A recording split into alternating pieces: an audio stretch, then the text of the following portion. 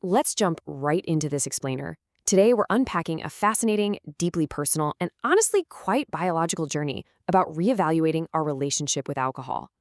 This whole thing is drawn directly from author Seppo H. Metsala's lived experience, combined with some really eye-opening health realizations that completely shift how we think about drinking as we get older. And the whole thing really hinges on this one powerful question he asked himself. Does alcohol still give me more than it takes? Just pause and think about that for a second. Now, he didn't ask himself this in his 20s or even his 30s. He asked this profound question at age 77. It wasn't some sudden dramatic flash of lightning either.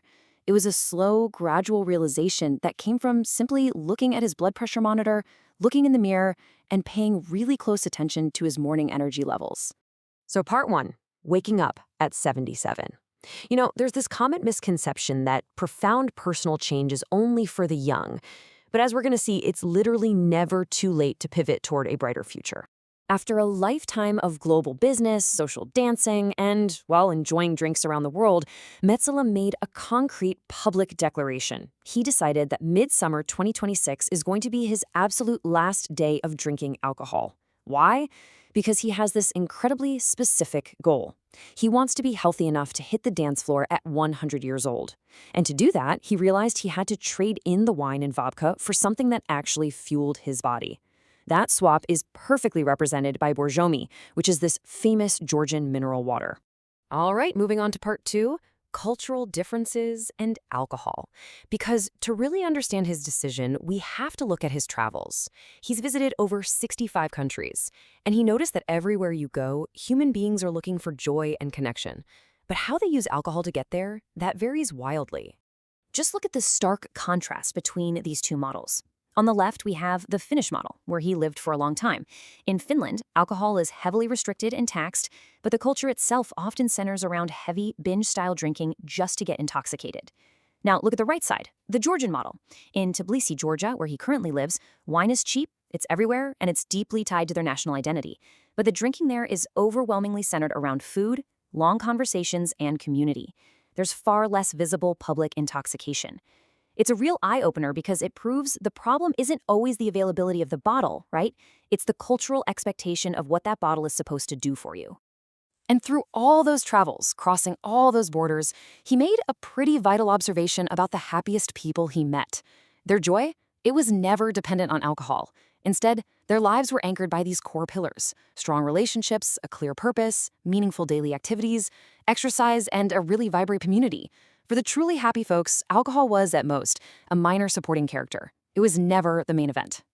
Which brings us to part three, the invisible biological toll.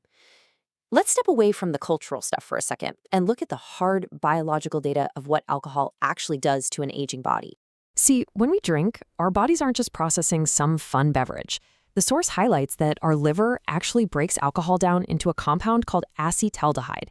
And wow, this is a highly toxic substance. We're talking much more toxic than the alcohol itself. It damages your cells, it damages your DNA, and it's formally classified internationally as a cancer-causing agent.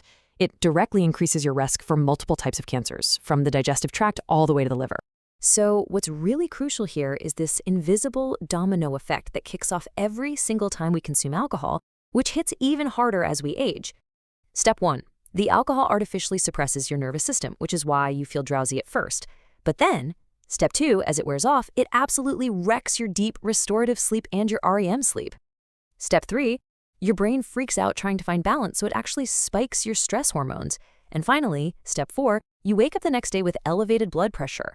The author saw this firsthand. After a weekend of drinking, his blood pressure monitor would show these dangerous spikes that literally took days to get back to normal.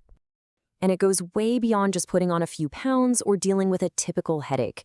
We are talking about a total cascade of invisible harm. It steals your memory processing while you sleep. It forces your heart to work overtime. It drives up systemic inflammation, which is basically the root cause of so many age-related diseases. And for men over 50, it negatively impacts prostate health by messing with hormone balance and cranking up that baseline inflammation.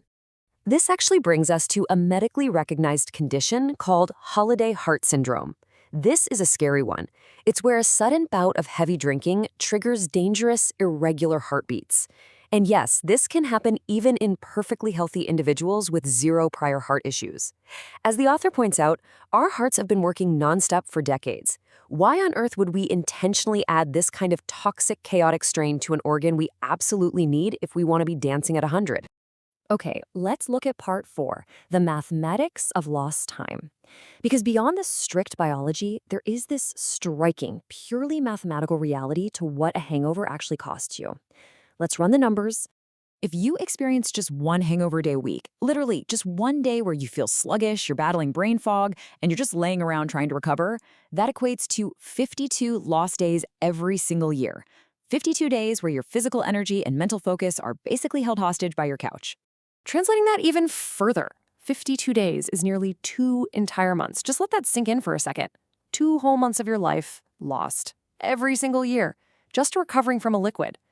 When you realize you're 77 years old and you want to maximize the decades you have left, sacrificing 2 months a year to a chemical recovery process suddenly seems like a totally terrible investment. To counter this massive loss of time, he continuously compares the physical cost of a vodka morning against the vibrant, energized reality of a Borjomi morning. On the left, you've got a morning where you're essentially paying off a biological debt, high blood pressure, severe dehydration, and just feeling sluggish. But on the right, waking up after choosing mineral water, that's an immediate return on investment. You've got alertness, your body feels light, your blood pressure is normal, and you have the instant energy to just go out and take a beautiful morning walk in the city.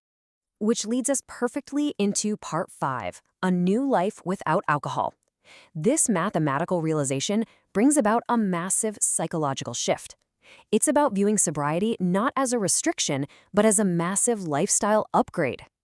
As he so powerfully puts it in the text, I don't write about hitting rock bottom. I write about waking up.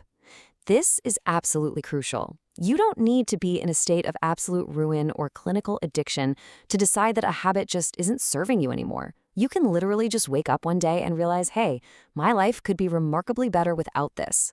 By focusing on the concrete gains, like waking up with endless energy, watching your blood pressure stabilize, potentially needing fewer daily medications, and feeling this massive boost in focus and creativity, he completely transforms the idea of quitting.